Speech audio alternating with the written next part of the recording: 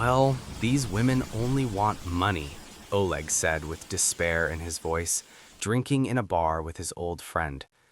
I've been ready to work hard for Lenka all my life, but she only needed money. I'll never get married again. And your Lenka is quite a piece, no arguing there, but you didn't miss a single skirt either. Do you think anyone would like that? Anton objected to Oleg. What, are you standing up for her? Oleg got indignant. Come on, us guys have that nature. So what if I sometimes allowed myself to relax on the side, but I always came back to her? I bought her jewelry, took her to islands, gave her fur coats. She could have turned a blind eye to some things. And indeed, Oleg was never stingy. He was the director of a large enterprise owned by his old army buddy and his brother, so money wasn't a problem. It should be said that he didn't get this position through connections. Together with the founders, he had been working for the good of this company for 20 years. Tall, handsome, gallant, with money, he was never deprived of attention from girls. In general, that was his main problem. Oleg didn't miss a single skirt, even being a married man. His first wife didn't suspect the man's escapades for a long time, or pretended not to so as not to destroy the family. When the children grew up, she couldn't tolerate it anymore and left. His second wife, Elena, was 15 years younger than Oleg. Actually, the man interested her little, mainly his financial status. The time she was married, the girl used maximally effectively for herself, using her feminine tricks. Elena squeezed everything she could out of her philandering husband, money, gifts, an apartment, and half a year ago she filed for divorce. Having drowned his sorrow in alcohol, Oleg and Anton headed home. The taxi arrived. Let's go, I want to walk. Oleg brushed it off, grabbed his jacket, and headed to the exit. Barely dragging his feet, the man wandered through the dark streets of the city. He thought about his life, about what to do next, because no matter what a womanizer he was, he loved both of his wives very much. Hey, Pops, got a cigarette? A loud, impudent voice came from behind. I don't smoke, Oleg replied without even turning around. People approach you with all respect and you don't even want to turn your head? The hoarse voice continued. Go to hell, Oleg snapped. Suddenly, a strong blow and darkness. The man woke up in a hospital ward. He felt awful, his head hurt, it was hard to move, and he really wanted to drink. Give me something to drink, Oleg croaked weakly. Oh, you're awake, exclaimed the nurse who was setting up an IV for another patient at that moment. I'll bring it right away and call the doctor. A few minutes later, a female doctor entered the ward. She was a slender and very beautiful lady in her middle years. Natalia Ivanovna, as she was called, told Oleg about his injuries and the treatment being conducted. The encounter with the bad guys on the street turned out for the man with serious injuries, several broken ribs, a broken arm, and a closed craniocerebral injury. So the man had to lie in the hospital for a long time. A few days passed, and Oleg was already going crazy from idleness. All his life he had worked a lot, sometimes even without weekends, and even if he had free days, he spent them actively, skiing, biking, meeting friends. The only ray of light for him became Natalia Ivanovna. Something about this woman hooked him.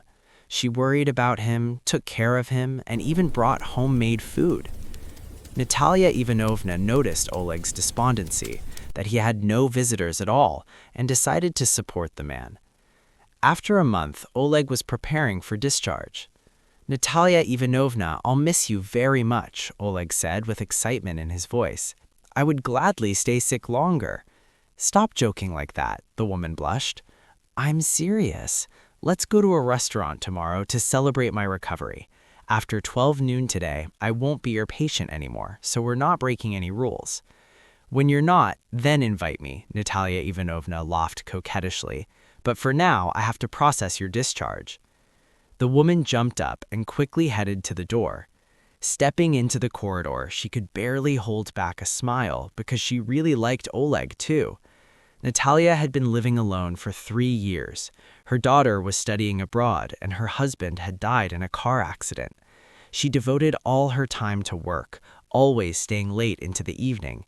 And why rush home? No one was waiting for her there. She didn't really want to visit girlfriends either. They were all married and happy. They constantly tried to arrange her personal life.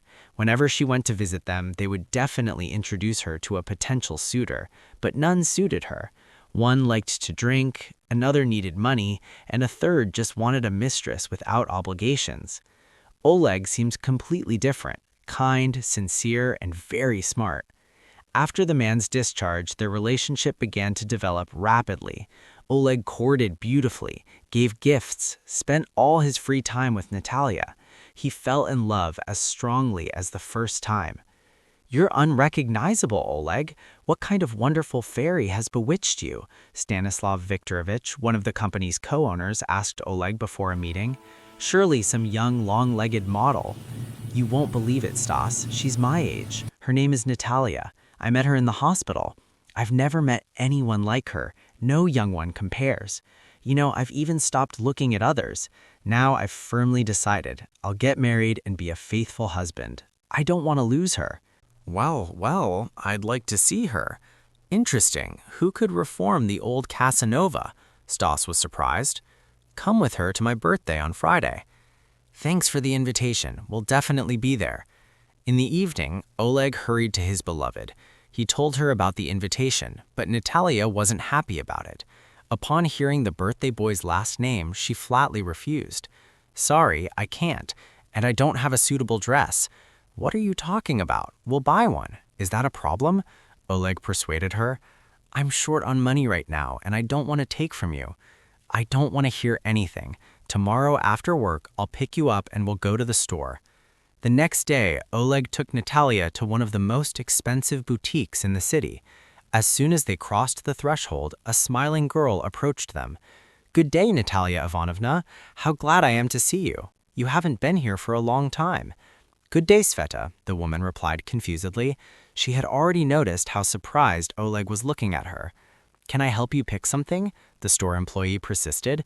"No, thank you. I'll manage myself." "Let's go, Oleg." Natalia grabbed her companion and quickly moved to the center of the shopping hall. "I used to work here as a senior salesperson," the woman hurried to explain without waiting for Oleg to ask. "I thought you always worked in the hospital," the man was surprised. "No, not always. When my husband died, I had to quit. The hospital paid poorly and my daughter needed to go to university. I had to earn money. I only worked here for a year, even managed to get promoted to senior salesperson. And 2 years ago, my aunt from Canada died and left me a small inheritance. The amount wasn't huge, but it was enough for my daughter's tuition and living abroad. Then I returned to the hospital. Medicine is my calling." "You never cease to amaze me. How many more secrets do you have?" Oleg asked, hugging Natasha. "No more. That's the last one," she laughed. The lovers continued shopping. Oleg bought Natalia a stunning evening dress with a small cutout on the back. She looked simply magnificent in it. At the birthday party, his beloved would stun all his friends. On Friday evening, Oleg was about to pick Natalia up when she suddenly called. The woman apologized, said she couldn't go to the party. There was a difficult patient. She had to stay at the hospital. Oleg didn't want to hear anything, asked her to switch shifts, but in vain. The woman apologized a few more times and hung up. Oleg didn't go either, citing feeling unwell. In the morning, he came to the office angry. "Coffee in my office now," he shouted angrily at his secretary. A few minutes later, she was standing in front of him with a cup. "Your coffee," she said timidly. "You've only been working here recently. We haven't even properly met," Oleg said, calming down a bit. Only now did he see that a young, very attractive girl was standing in front of him. In the last few months, while he was dating Natasha, he had completely stopped noticing members of the fair sex. And how had this woman clouded his mind so much? Now, inside, something stirred. He wanted to court the new employee. "And what, Sophia? Maybe we can go somewhere together today. I know a very good restaurant." "No, sorry, I have a boyfriend," the girl replied resolutely. "Well, let him be. Remember, if you're nice to me, you'll go far." "Let's end this conversation, please. Can I take the cup?" Sophia asked. "Well, take it," Oleg replied playfully. The girl just approached the table and reached for the cup when Oleg suddenly pulled her toward him. At that moment, he forgot all about how he had promised not to cheat anymore, to be faithful to one woman. The girl tried to break free, but Oleg held her tightly. Then the girl grabbed a glass of water standing on his desk and splashed it in Oleg's face. That sobered him up. "What are you allowing yourself, you fool?" Oleg shouted, sharply pushing the girl away. She quickly ran to the exit. "I'll fire you." All day, Oleg walked around gloomy, glaring angrily at the girl. Of course, he was quite the womanizer, but he had never forced himself on girls. And what had come over him today? Maybe yesterday's argument with Natalia had affected him so much. He needed to get rid of her. And what if she tells Krivitsky? Damn, Stas would skin him alive for that. What to fire her for? Oleg pondered, pacing the office. The next day, an idea came to Oleg's head. The man went to Sophia and asked her to bring documents from the archive. She quickly ran off so as not to be alone with the director for long. Taking advantage of her absence, the man slipped his notebook into the girl's bag. In the evening, when everyone was heading home, Oleg was already standing at the entrance. "Dear employees, an unpleasant incident has happened in our company. My notebook is missing, and it has important information. Client contacts, meeting notes. It seems someone is working for competitors. Nothing personal, but the security guard will have to check your things." The crowd murmured. Nothing like this had ever happened in this company. The team was close-knit, almost like a family. But an order is an order. All employees prepared their bags. Security guard Andre began the check. When it was Sophia's turn, he suddenly exclaimed, "I think I found it. Yes, that's mine." "So the thief is found," Oleg rejoiced. Everyone looked at Sophia with condemnation. The girl paled, momentarily losing her speech, then came to her senses and said with a tremor in her voice, "It wasn't me. I just recently came back from abroad. I don't know anyone here. What competitors?" "Fired. Security, escort her out immediately," Oleg said with unconcealed joy, and headed to his office. "This is payback for yesterday. I'll tell everyone now, this goat." But the girl didn't finish the sentence. The security guards grabbed her by the arms and led her out of the building. The crowd dispersed, vigorously discussing the events. Oleg was jubilant. He wasn't even upset by Natalia's call, who couldn't meet today either. Something had happened. She had to rush home. In joy, he called Anton to invite him for a drink at the bar. The friends sat, chatted, met some young girls, and one of them even spent the night with Oleg. In the morning, the man was woken by Natalia's call. "Hi, dear. Sorry I couldn't come yesterday. Unforeseen situation." "Okay, I'm used to it," the man said with sarcasm in his voice. "Come on, I'll make it up to you," Natalia said coquettishly. "Let's have dinner today. I want to introduce you to someone. Come to my place at 6. "Okay, I'll be there," Oleg said and hung up. This was the first time Natalia invited him to her home. She always came up with 1,000 excuses why they couldn't go there. First, renovations, saying it was dirty there, then relatives had arrived. The couple met either at Oleg's house or in a hotel. Sometimes thoughts even crept into the man's head that Natalia had a husband, but as soon as he voiced such suspicions, the woman started getting offended, almost leading to a scandal. At exactly 6 in the evening, the man was standing at the apartment door. Natalia opened it. "Hi, dear. Glad to see you. Come in." "Hi, love." With these words, the man handed Natalia a bouquet of flowers. Oleg went inside. It must be said that the setting surprised him greatly. There was excellent renovation, even designer-like. You couldn't do that on a doctor's salary.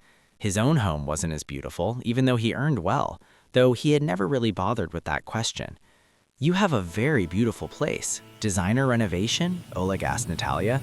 "Yes, everything left from the inheritance. After paying for tuition, I spent it on that. I always dreamed of such a setting." As they passed through the living room, the man entered the room. In the middle stood a luxuriously set table, and by the window stood a girl. "Hello, my name is Oleg." When the girl turned around, the man froze in surprise. It was the same Sophia whom he had fired with disgrace from work just yesterday. 1,000 thoughts raced through Oleg's head. He tried to figure out how Natalia had found out about her. Maybe the girl herself found out his beloved's address and came to tell how he had offended her. Or maybe someone deliberately wanted to break up their couple. "You didn't expect to see me here," Sophia said with unconcealed sarcasm. Of course not, came Natalia's voice, who entered the room. It turned out that Sophia was Natalia's daughter. She had been studying abroad for several years, but always returned home for the summer, and here, so as not to sit on her mother's neck, she decided to get a job. But she didn't want it through connections. She was very independent, always trying to achieve everything on her own. So when Natalia wanted to ask Oleg to hire Sophia, she flatly refused, saying she'd apply on general terms. On the day when Oleg harassed Sophia, she didn't tell her mother anything at first. She wanted to, but then decided not to. She was so happy, glowing, she didn't want to break her heart. But when Sophia was fired, she laid it all out. Together with her mom, they agreed to set up a confrontation for the offender so he couldn't wriggle out. I hope you understand that it's over between us. I couldn't even imagine you were such a scoundrel. Leave, Natalia said with impassive calm. It hurt her very much, but since her daughter told her everything, she had already cried a lot of tears. Wait, I'll explain everything. It was the first time. I just snapped. Before that, we had argued. Don't act rashly. I love you. Get out, Natalia pointed to the door. The man tried to say something for a while, but the woman didn't even listen. He had offended not only her, but also her daughter, humiliated her. Once she had tolerated her husband's infidelities so her daughter would have a father. No more. Realizing that nothing awaited him here, Oleg headed to the exit. You'll regret this. You're an old, poor, unnecessary doctor. This renovation is all you have, and there won't be more. And I could have given you so much more. 1,000 women dream of someone like me. I'll find a replacement for you in a snap. Just snap my fingers and girls your Sophia's age will come running. Then snap away, Natalia said calmly, slamming the door in the man's face. Only then did she allow herself to cry. Time passed. It took Natalia several months to come out of depression. Even during her marriage, she had accumulated complexes because her husband started cheating on her almost immediately. Of course, she didn't notice it right away. There were many chores. Together with her husband, they worked a lot, set up the home, then Sophia was born. To tell the truth, the child took all her strength, a small and very weak girl who was constantly sick. Her husband helped, of course, but he started looking elsewhere even then because Natalia gave him very little time. The girl grew up, it became a bit easier, but her spouse had already gotten a taste for it, and shortly before his death, he didn't even hide it anymore. Natalia was already planning to divorce him, decided to wait until her daughter entered university. The only thing that gave her strength was her beloved work. It was her calling, an outlet. And after Oleg's betrayal, everything collapsed in the woman's soul again. She understood she wasn't getting younger, hoped to find that long-awaited happiness at least now, but it didn't happen. But anyway, she had to pull herself together. She could still do it. She'd show him yet. He'd regret how he treated her. Oleg didn't grieve for long. Very soon, he forgot his beloved and returned to his old lifestyle, drinking, friends, young girls. There was no time to be bored. But at work, things weren't going well. Discord arose between the company's founders. Though they were brothers, they were very different. Nikita was more adventurous, while Stas was calm and practical. So when an opportunity arose to close a profitable but somewhat risky deal, battles began between them. Stas refused flatly, while Nikita rushed into the fray, and they quarreled constantly because of this. Once, they almost started dividing the business. And now a black cat ran between them again. Oleg, I'm selling my share in the business. Nikita knows, Stas declared to Oleg one day. But how? Business is going fine, and your quarrels are trifles. You'll make up. Don't do it, Oleg persuaded. No, this is the end. Someday he'll get into some mess, I'm sure, and then we'll lose everything. I don't want to wait for that moment. Besides, my wife has long wanted to move away from here, and I've already thought up a new business for myself, but I won't say what yet, so as not to jinx it. Who are you selling your share to? Nikita? Oleg asked. He had long wanted to buy at least part of the shares from the brothers to become a full partner. No, he's not buying, and I don't want him to. If I give him full power, he'll definitely lead the company to ruin. There's one buyer. Maybe I'll try to buy it. You know I've always wanted to become your partner. Stas expected this question, so he started this conversation. He really had a buyer, but he knew how much Oleg wanted those shares, so the man decided to offer them to his old friend, remembering his merits in this enterprise. Stas took a pen and quickly wrote something on a piece of paper. "Here's the amount. Do you have it?" Stas handed the note to Oleg. His eyes widened in surprise. "Buddy, no, I have half, but I can't find more." "Maybe pay 50% now, the rest within a year?" No, I need all the money for the new business." No matter how much Oleg persuaded his friend, he wouldn't agree to his terms. The only thing he could promise was to wait a week for him to gather the full amount. If not, next Monday he has a deal with the buyer. And for that, Oleg was grateful. For a whole week, he ran around banks like a scalded one, but in vain. No one gave such an amount, even with all his property as collateral. And after 2 divorces, the man didn't have that much left. The week passed. With a drooping head, Oleg went to the meeting where Stas was supposed to announce the sale of part of the company. Suddenly, in the corridor, he met Natalia. "Hi, are you here for me?" Oleg asked her with sarcasm in his voice.